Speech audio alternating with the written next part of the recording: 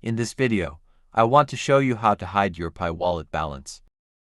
You may choose to hide your balance for several reasons. To do that, open your Pi browser.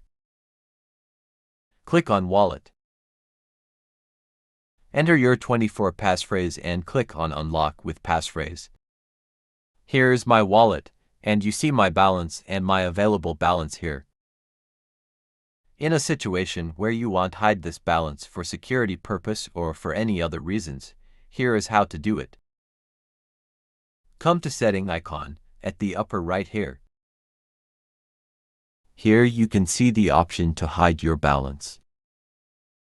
Click to enable this function. Once you enable Hide My Balance, let's go back to our wallet homepage to verify. As you can see, my Pi balance is already hidden from view. In short, this is how to hide your Pi balance in your wallet. Thank you for watching.